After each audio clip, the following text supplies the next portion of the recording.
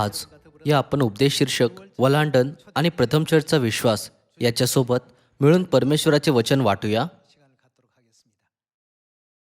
प्रथम चर्चचा विश्वास बायबलच्या 66 पुस्तक आणि ख्रिस्ती धर्माच्या इतिहासामध्ये देखील एका चांगल्या उदाहरणाच्या रूपात कार्य करतो. प्रथम चर्चच्या दिवसांमध्ये संत अनेक प्रशिक्षणांमधून गेले. कधीकधी सम्राटाने स्थापित केलेल्या नियमांमुळे ते मानवी मेणबत्त्याप्रमाणे बलिदान झाले आणि लोकांकडून त्यांची अवहेलना केली जात होती आणि त्यांना समुदायामधून केवळ यामुळे बाहेर टाकले जात होते कारण की ते येशूवर विश्वास करत होते. मात्र बायबल आणि पवित्र आत्मा या गोष्टींची साक्ष देतात की त्या दिवसांमध्ये संतांचा विश्वास अत्यंत शुद्ध आणि परिपूर्ण विश्वास होता. ते सिंहांचे भोजन होऊन आखाड्यात रोमच्या लोकांच्या मनोरंजनाचे साधन होते. रोमन लोकांमध्ये लोकप्रियता प्राप्त करण्यासाठी सम्राट नेहमीच या प्रकारचे आयोजन करत असत. जरी ख्रिस्ती याप्रमाणे मारले गेले पण त्यांनी या परिस्थितीमध्ये देखील आत्मसमर्पण केले नाही आणि कोणता मार्गही शोधला नाही ज्याने ते या परीक्षणामधून बाहेर निघू शकतील. या त्रासातून जात असताना परमेश्वरावरील त्यांचा अढळ विश्वास प्रकट झाला.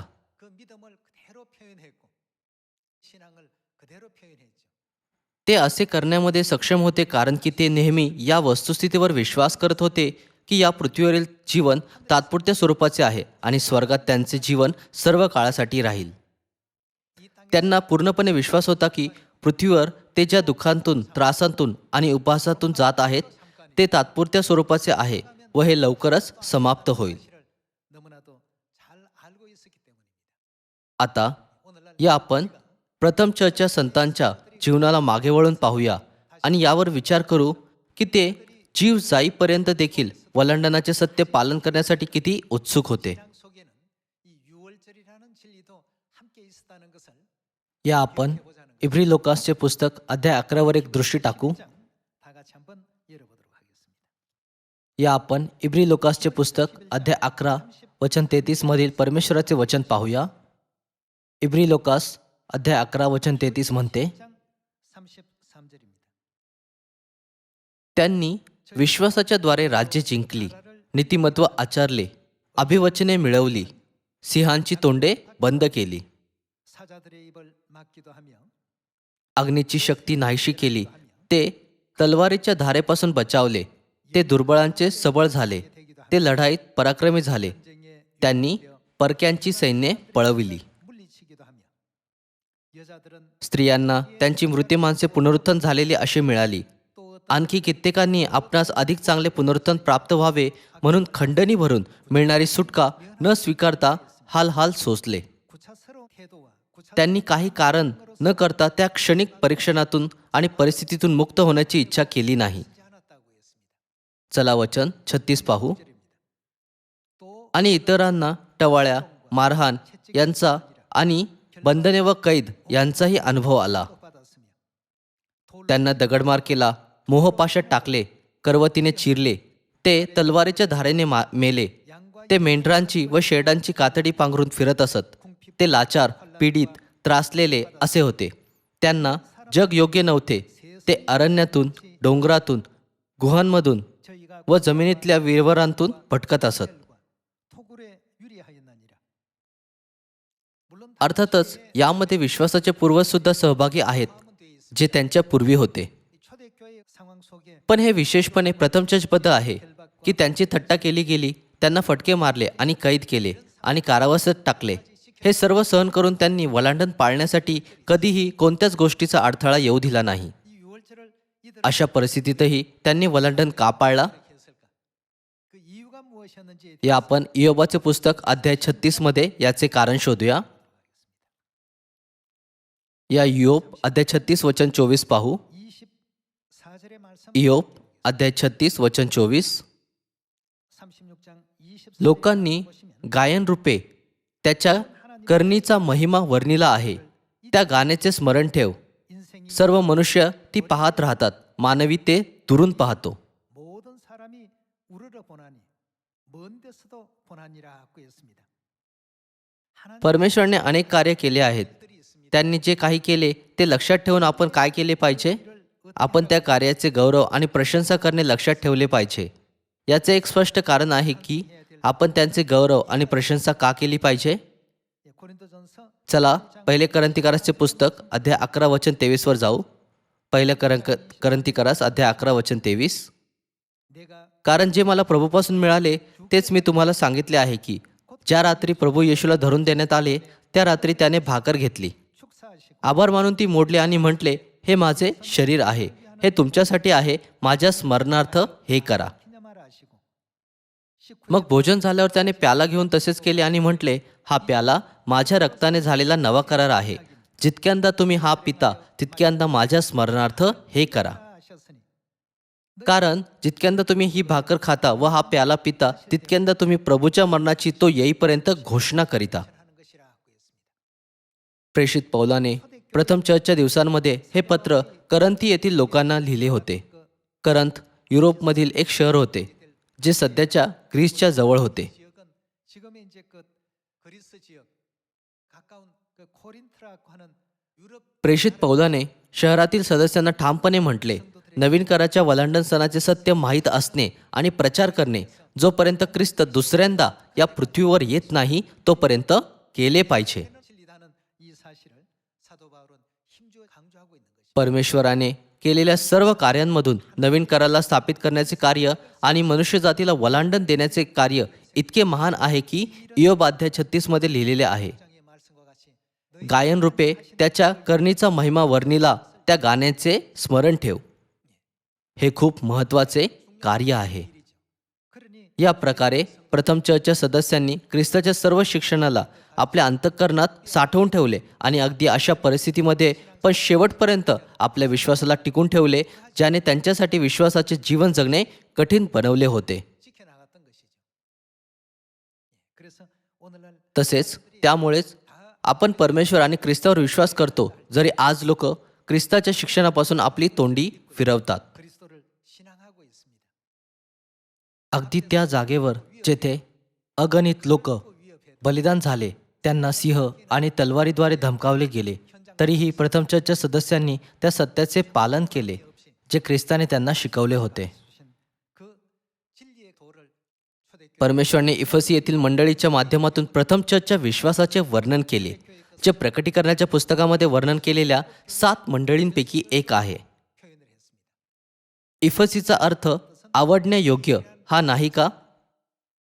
त्यांच्याकडे मोठा विश्वास होता जो त्याला पाहणाऱ्या लोकांद्वारे आवडण्यायोग्य होता.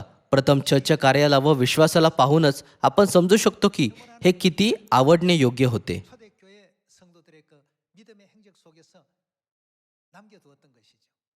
वलांडनाचा विधी जो परमेश्वराने प्रथम चर्चला शिकविला ख्रिस्ती धर्माच्या इतिहासामध्ये सर्वात महत्त्वाचा क्षणांपैकी एक आहे. 또 두드러진 부분이었습니다. नवीन कराराच्या वलांडनाच्या सत्याला नष्ट करण्यासाठी 3 वेळा म्हणजे इसवी सन 155, इसवी सन 197 आणि पुन्हा इसवी सन 325 मध्ये धार्मिक परिषदेचे आयोजन केले गेले होते. 종교 회의를 이제 개최하게 됩니다. इसवी सन 155 मध्ये पूर्वेकडील चर्च आणि पश्चिमेकडील चर्च यांच्यामध्ये एक वाद उभा राहिला. 같은 जरी ते एकाच येशूवर विश्वास करत होते, पूर्वेकडील चर्च आणि पश्चिमेकडील चर्चच्या दृष्टिकोनात मोठे अंतर होते. पूर्वेकडील चर्चचा विश्वास नेहमी या तत्वांच्या अधीन होता की ख्रिस्ताच्या शिक्षणाला बदलले जाऊ शकत नाही आणि न त्यांच्याद्वारे स्थापित झालेल्या कोणत्याही तिथीला बदलले जाऊ शकते. 갖게 되었고 서방 मात्र पश्चिमेकडील चर्च प्रत्यक्ष आणि अप्रत्यक्षपणे सूर्यदेवाची रोमन पूजा मिथ्रावाद याने प्रभावित होता आणि या प्रकारे त्याने शेवटी रविवारची उपासना, ख्रिसमस आणि या प्रकारच्या इतर गोष्टींना स्वीकार केले. 받아들이게 되고 로마에서 행하는 이와 같은 그 내용들을 하나씩 둘씩 받아들일 수밖에 없는 입장이 되었습니다. जेव्हा धार्मिक परिषद आयोजित केली होती, रोमच्या बिशपला नंतर पोपमध्ये बदलले गेले. 제도로 이제 바뀌게 되죠. रोममध्ये पोप ख्रिस्ती धर्मातल्या आपल्या प्रस्तावित बदलांवर भर देत राहिले. यामुळे इसवी सन 155 मध्ये पहिला पास्का वाद झाला. 파스카라는 ग्रीक शब्द पास्काचा अर्थ वल्हांडण आहे. आज ख्रिस्ती धर्माने विवादाचे नाव बदलून ईस्टर वाद ठेवले आहे. 논쟁이라 바꿔 पण पुनरुत्थानाच्या दिवसाचे याच्याशी काहीच घेणे देणे नाही.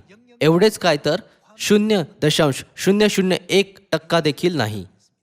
पास्का वलांडणाला दर्शवतो. 파스카 논쟁이 AD इसवी सन 155 मध्ये पहिला पास्का वाद झाला. 예수님의 पूर्वेकडील चर्चने सतत या गोष्टीवर भर दिला की त्यांना येशूचा शिष्य योहानाकडून शिकवण्यात आले होते आणि कोणतेही शिक्षण कधीच बदलले जाऊ शकत नाही, मग ती एक तारीख असो किंवा एक नियम. 라고 하는 주장을 동방교회에서는 जसे की दोनही पक्ष एका विचारावर येऊ शकले नाहीत, म्हणून पहिला वाद कोणत्याही निष्कर्षाशिवाय समाप्त झाला. 때문에 1차 논쟁은 그렇게 흐지부지하게 이제 끝이 나. इसवी सन 197 मध्ये दुसरा पास्का वाद भडकला.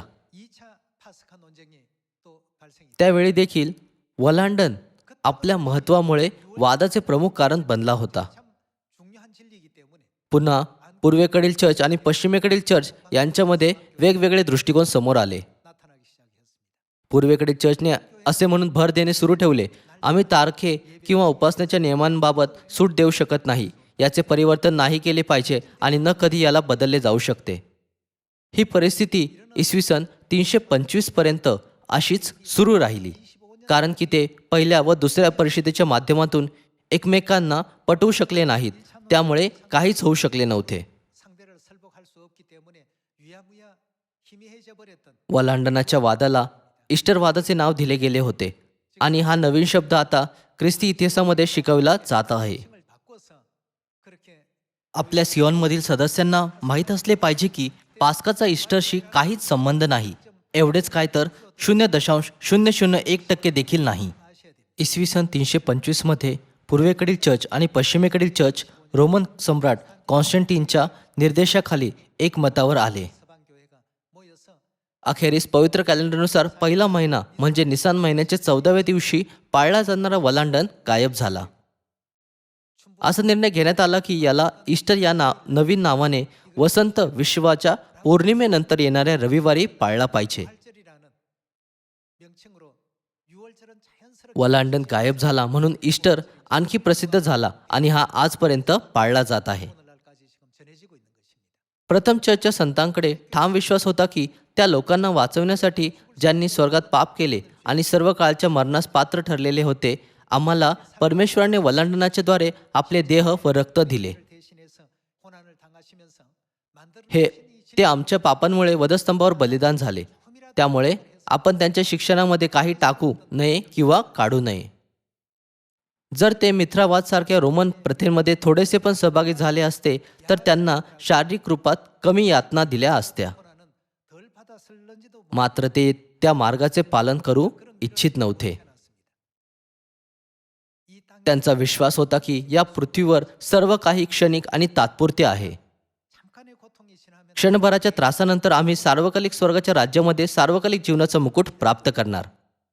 या विश्वासाने त्यांना शेवटपर्यंत कोणत्याही तडजोडीशिवाय वलांडणाच्या सत्याला चिटकून राहू दिले. 조금한 내용이었다고 볼 수. मात्र अखेरीस इसवी सन 325 मध्ये सम्राटने आपल्या अधिकाराखाली एका नियमाची घोषणा केली, ज्यामध्ये आदेश दिलेला होता की निसानच्या 14व्या दिवशी वलांडण पाळला जाणार नाही. 6월절을 지키지 못하도록끔 최종적으로 이제 ते जे परमेश्वरावर विश्वास करत होते त्यांनी तो वाळवंटात, पर्वतांमध्ये आणि गुहांमध्ये, विवरांमध्ये लपतछपत पाळला, म्हणजे ते त्यांच्या अधिकाराधीन होऊ नयेत. 숨어서 예배하는 신앙으로 이제 바뀌게 된 것이죠. 그렇게 명령 नवीन कराराचा वलांडण जो कितीतरी पिढ्यांपासून गायब झाला होता पुनर्स्थापित केला गेला जेव्हा ख्रिस्त आन सांग होंग या पृथ्वीवर आले. 그리스도 안상님께서 다시 이 땅에 오셔서 초대교회 성도들이 ते शब्दात, वलांडण आणि बप्तिस्मा समवेत जीवनाच्या त्या सर्व सत्याला पुन्हा घेऊन आले ज्याला प्रथम चर्चचे संत पाळू इच्छित होते. या प्रकारे नवीन करारामधील 3 वेळातील 7 सण आपल्यासाठी पुन्हा स्थापित केले गेले. 복구되어질 수 있도록끔 이렇게 오늘날 우리에게 이 생명의 진리를 되찾아 जसे की परमेश्वराने आपल्याला इयोब अध्याय 36 वचन 24 मध्ये शिकवले आहे, त्याच्या कार्याचा महिमा आणि प्रशंसा करण्याचे स्मरण ठेव. 말라라고 आज आपण प्रथम चर्च संतांचे जीवन आणि त्यांच्या कृपापूर्ण विश्वासाला लक्षात ठेवले पाहिजे, ज्यांनी म्हटले, परमेश्वरने जे केले आहे त्याला कोणीही बदलू किंवा परिवर्तित करू शकत नाही. 은혜로운 믿음이었다는 사실을 오늘날 우리가 다 기억. पहिले करंतिकारासचे पुस्तक अध्याय 11 मध्येही नोंद आहे की वलांडनाला तोपर्यंत पाळले पाहिजे जोपर्यंत ख्रिस्त येत नाहीत. 지고 전파되어야 될 내용이라는 사실을 고린도전서 11장 या आपण पहिले करंतिकारास अध्याय 10 मध्ये दुसरे वचन शोधूया. 찾도록 하겠습니다. पहिले करंतिकारास अध्याय 10 वचन 16. 16절입니다. जेव्हा आपण पहिले करंतिकारास अध्याय 10 वचन 16 वाचतो तेव्हा ते म्हणत आहे, जो आशीर्वादाचा प्याला आपण आशीर्वादित करीतो तो ख्रिस्ताच्या रक्ताच्या सहभागितेचा प्याला आहे की नाही?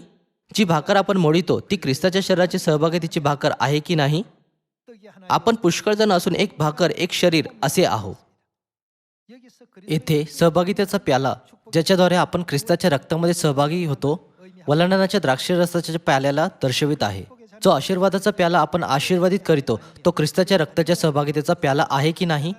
लेखक अलंकारिकरित्या आपल्याला विचारित आहेत, सहभागितेचा प्याला आहे की नाही? याचा अर्थ आहे की निश्चितपणे सहभागितेचा प्याला आहे ज्याच्यामध्ये आपल्याला सहभाग घेतला पाहिजे. जी भाकर आपण मोडितो ती ख्रिस्ताच्या शरीराच्या सहभागितेची भाकर आहे की नाही? 6월절에 그 सरळ शब्दात म्हटले तर आपण भाकर खाण्याद्वारे ख्रिस्ताच्या शरीरात आणि वलांडनाच्या द्राक्षरस पिण्याच्याद्वारे ख्रिस्ताच्या रक्तामध्ये सहभागी होतो. वचन 17. 많은 우리 आपण पुष्कळ जण असून एक भाकर एक शरीर असे आहो, कारण आपण त्या सर्व एका भाकरीचे भागीदार आहो. जे जात्याच इस्रायल 이스라엘 त्यांच्याकडे पहा, यज्ञ भक्षण करणारे वेदीचे भागीदार नाहीत काय? आपण परमेश्वराच्या लोकांच्या रूपात जे ख्रिस्ताबरोबर एक शरीर आहेत, योग्य होण्यासाठी वलांडनाची भाकर आणि द्राक्षरसामध्ये भाग घेतला पाहिजे. 라고 말할 수 있는 성도의 자격을 얻을 수 वलांडनाचे सत्य त्या गोष्टीची साक्ष देत आहे की परमेश्वर आपल्यामध्ये व आपण त्यांच्यामध्ये आहोत आणि आपण त्यांच्याबरोबर एका शरीराच्या रूपात परमेश्वराची संतान आहोत. हे सत्य पहिले करंतिकारासचे पुस्तक अध्याय 10 मध्ये स्पष्टपणे प्रकट केलेले आहे. 입장에서 이처럼 밝혀주고 있는 प्रेषित पौलाने आपल्या दृष्टिकोनातून किंवा स्वेच्छेने याला करंतिकारांना समजवले नाही. 자기의 어떤 생각대로 자기의 어떤 그 뜻을 가지고 असे लिहिले नाही का की बायबलचे सर्व 66 पुस्तकं परमेश्वराने संदेष्टांद्वारे लिहिलेले आहे? 기자들이 기록한 말 त्यामुळे सर्व पुस्तकांमध्ये परमेश्वराची इच्छा सामावलेली आहे. मग परमेश्वराची इच्छा काय आहे? 어떤 뜻을 가지고 मत्ते अध्याय 26 मध्ये जाऊया. 입장에서 6월절 या आपण वलांडनाबद्दल जाणून घेऊ. या कारणास्तव प्रथम चर्चने संत 내용이 있었기 या विश्वासाला टिकून ठेवण्यामध्ये सक्षम होते की ख्रिस्ताच्या शिक्षणामधून एक काना किंवा एक मात्रा देखील काढला किंवा टाकला जाऊ शकत नाही. 때문에 뺄수 없다는 그 믿음을 간직할 수 있습니다. या मत्ते अध्याय 26 पाहू. 마태복음 26장 मत्ते अध्याय 26 वचन 17. 마태복음 26장 17절의 말씀 नंतर बेखमीर भाकरीच्या सणाच्या पहिल्या दिवशी शिष्य येशूकडे येऊन म्हणाले, आपणाकरिता वलांडनाच्या भोजनाची तयारी आम्ही कोठे करावी म्हणून आपली इच्छा आहे? 우리가 어디서 예배하기를 त्याने म्हटले, नगरात अमुक एका माणसाकडे जाऊन त्याला सांगा की गुरु म्हणतात, माझी वेळ जवळ आली आहे, मी आपल्या शिष्यांसह तुमच्या इथे वलांडन सण करतो. 6월절을 내 집에서 मग येशूने सांगितल्याप्रमाणे शिष्यांनी जाऊन वलांडनाची तयारी केली. 자들이 예수의 시키신 대로 하여 6월절을 या वचन 26 मध्ये पाहू की त्यांनी कसा वलांडन तयार केला आणि खाल्ला. 6월절 잡수시는 장면을 मग ते भोजन करीत असताना येशूने भाकरी घेतली व आशीर्वाद देऊन ती मोडली आणि शिष्यास देऊन म्हटले, घ्या खा. वलांडनाची भाकर घेऊन येशूने म्हटले, हे माझे शरीर आहे. 6월절 떡을 가리켜서 예수님께서는 या वचन 27 पाहू. 이라고 이렇게 알려주셨습니다. आणि त्याने प्याला घेतला व उपकारस्तुती करून प्याल्यात वलांडनाचा द्राक्षरस होता. तो त्यास दिला व म्हटले, तुम्ही सर्व यातून प्या. 저희에게 주시며 가라사대 हे माझे वलांडनाच्या द्राक्षरस कराचे रक्त आहे. 이것은 हे पापांची क्षमा होण्यासाठी पुष्कळांकरिता ओतले जात आहे. 얻게 하려고 많은 사람을 위하여 흘리는 바 나의 피 곧 언약의 피니라고 했습니다. जसे की वलांडन ते सत्य आहे ज्याच्याद्वारे परमेश्वराने आपल्याबरोबर एक करार केला आहे आणि त्याच्यामध्ये ख्रिस्ताचे मौल्यवान रक्त आहे. म्हणून त्याची तीत आणि उपासनेचा विधी कधी बदलला नाही पाहिजे. हे मूळ तत्व होते ज्याने प्रथम चर्चच्या सदस्यांच्या विश्वासाचे मार्गदर्शन केले. 초대교회 성도들의 그 신앙의 근본이었다고 볼 수. यामुळे प्रेषित पौलाने पहिले करंतिकारास अध्याय 11 वचन 23, 24, 25 आणि 26 मध्ये पण या गोष्टीवर भर दिला की वल्हांडण पुढे येणाऱ्या पिढीला सोपवण्यात आला पाहिजे आणि या पृथ्वीवर ख्रिस्त येईल त्या दिवसापर्यंत त्याचे पालन केले पाहिजे. 계속 आजकाल अनेक चर्च आहेत, पण ते असे म्हणून वल्हांडणाकडे लक्ष देत नाहीत. 수많은 교회들이 있으면서 वल्हांडण नियमशास्त्राचा एक भाग आहे. हा अगोदरच मिटवण्यात आलेला नाही का? 뭐 그냥 율법 중에 한 부분인데 ते असा दावा करतात 사라진 것 아니냐. कारण की ते याला पाळत नाहीत. 그 주장은 त्यामुळे त्यांना असे म्हणत आपल्या कार्याचे समर्थन करणे गरजेचे आहे. वल्हांडण मोशेच्या नियमाचा एक भाग आहे आणि ख्रिस्ताने असे नाही म्हटले की हे जरुरी आहे. 모세 시대 어떤 법이지 그리스도께서는 필요하다. प्रथम चर्चचे सर्व संत नवीन कराराच्या युगातील होते. 전부 새 언약 시대의 사람들입니다. तुम्हाला वाटते का की त्यांनी नवीन कराराच्या युगात वल्हांडण पाळला नाही? जसे की आपण पहिले करंथीकारस अध्याय 11च्या वचनातून वाचले, करंथीमधील विधर्मीयांना व युरोपच्या लोकांना प्रचार करताना प्रेषित पौलाने म्हटले, प्रभू येईपर्यंत त्याचे पालन केले पाहिजे. 이것은 주께서 오시는 그날까지 반드시 이렇게 जे मला प्रभूपासून मिळाले तेच मी तुम्हाला सांगितले आहे. 받은 것을 너희에게 전한다. त्याने भर दिला की प्रभूच्या येईपर्यंत याचा प्रचार आणि पालन केले पाहिजे.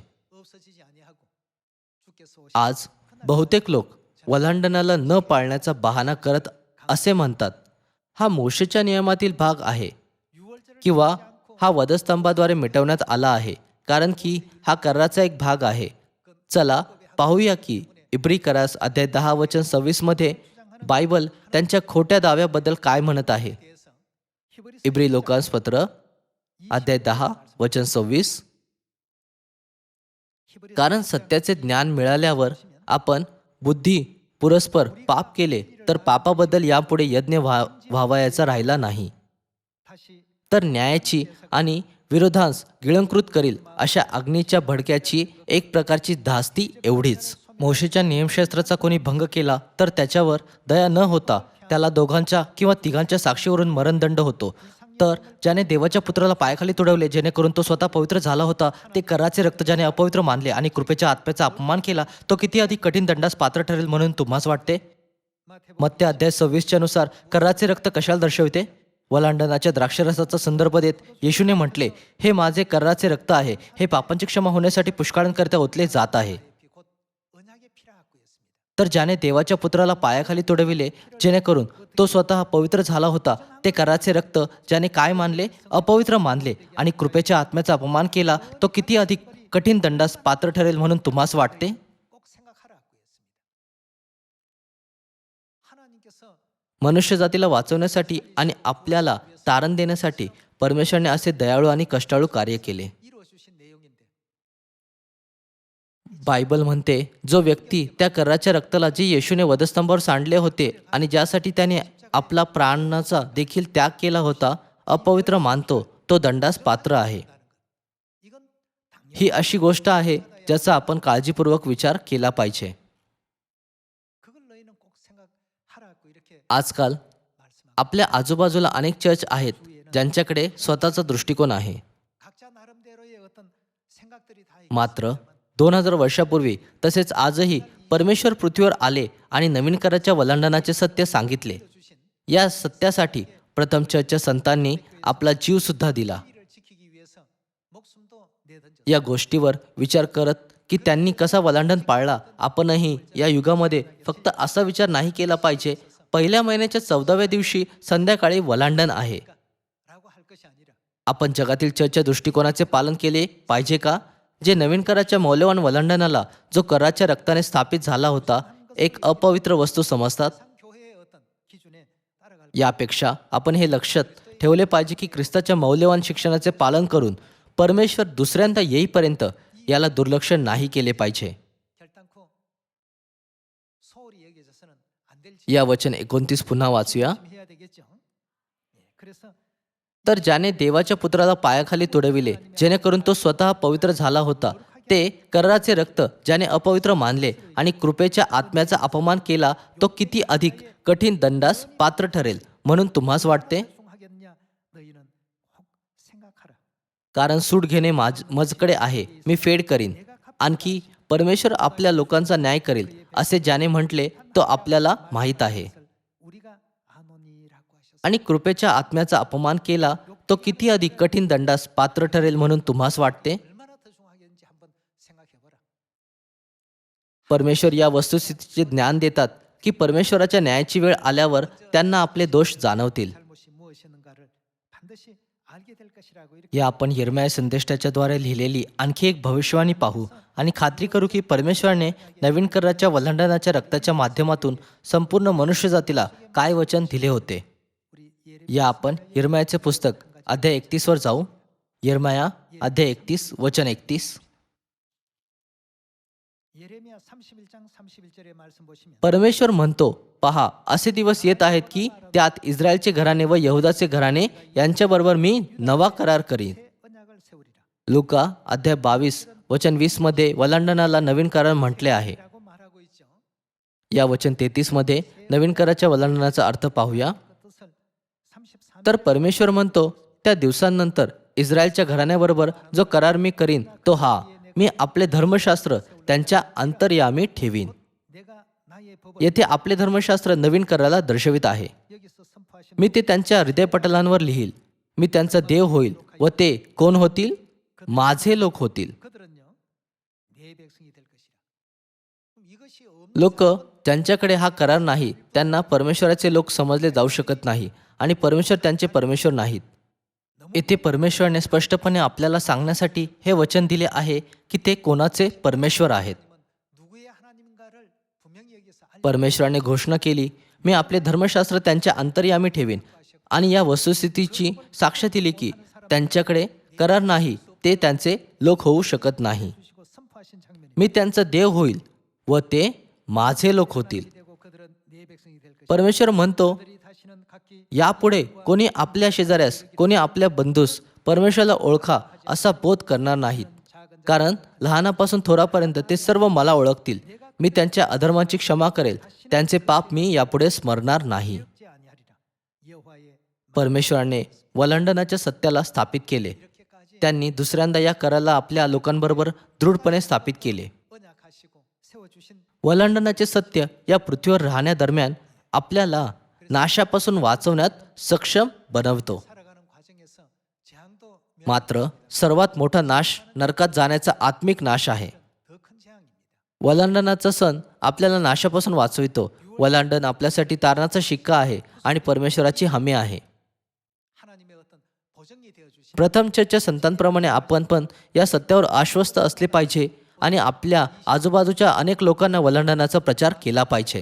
확고히 해서 आपण त्यांना प्रथम चर्चच्या संतांच्या विश्वासाबद्दल साक्ष दिली पाहिजे आणि हे सांगितले पाहिजे की कसे त्यांनी या मौल्यवान आश्वासनाला कधीही न सोडता वलांडनाला पाळण्यासाठी आपल्या जीवनाचा देखील त्याग केला. 그 사연들도 다시 한번 알려주시. आजकालच्या लोकांसाठी जे वलांडन पाळत नाहीत, बायबल काय म्हणते की ते काय करत आहेत? 언약의 피를 어떻게 한다고 अशी नोंद केलेली आहे की परमेश्वर त्या लोकांना दंड देतील जे कराच्या रक्ताला अपवित्र समजतात. 하신다고 이렇게 기록하고 있습니다. प्रथम चर्चच्या संतांचा पाया या सत्यावर आधारलेला होता. हा तो विश्वास आहे जो आज आपल्याला दिलेला आहे. 오늘날 우리들까지 고스란히 전성이 नवीन कराराच्या वलांडनाद्वारे परमेश्वर आपले परमेश्वर आणि आपण परमेश्वराचे लोक बनतो आणि आपल्याला परमेश्वराचे संतान बनण्याचा अधिकार 우리가 प्राप्त होतो. 백성이 되었고 하나님의 자녀가 되었고 परमेश्वराच्या संतानांच्या रूपात आपण परमेश्वराला आपले पिता आणि माता म्हणून हाक मारू शकतो. आपल्याला जो विशेष अधिकार दिलेला आहे त्याला लक्षात ठेवून या आपण पुन्हा एकदा आपल्या अंतःकरणात वलांडनाचे सत्य आणि प्रथम चर्चच्या संतांचा विश्वास खोलवर कोरूया. 교회 성도들의 그 신앙을 다시 한번 आपण कोणत्याही परिस्थितीमध्ये वलांडनाचा तिरस्कार नाही केला पाहिजे. त्यामुळे आपण वलांडन पाळण्यासाठी पहिल्यापासूनच तयारी केली पाहिजे. 그래서 6월절 날만큼은 여러분들도 미리 좀 준비를 해서 जे लोक कामावर जातात कृपया त्या दिवशी सुट्टी घेण्याची योजना बनवा म्हणजे तुम्ही वलांडनाला पवित्रपणे पाळू शकाल. जर तुमच्याकडे अगोदरच काही वेळापत्रक आहे तर कृपया त्याला अगोदर करा किंवा स्थगित करा. 물리든지 해서라도 जर तुम्ही वलांडन पाळण्यासाठी अगोदरच तयारी करत आहात तर मी याबद्दल कौतुक करतो. 이런 구속의 어떤 대역 कमीत कमी वलांडण्याच्या दिवशी आपण परमेश्वराच्या प्रेमाला व त्यागाला स्मरण केले पाहिजे, ज्यांनी आपल्यासाठी मुक्तीच्या कार्याचे नेतृत्व केले आहे. आणि पुन्हा एकदा परमेश्वराचे गौरव करूया. 미리 또 준비 आशा करून की तुम्ही सर्वांनी जास्त कृपा प्राप्त केली. मी आजचा उपदेश समाप्त करू इच्छितो. तुमचे खूप खूप आभार.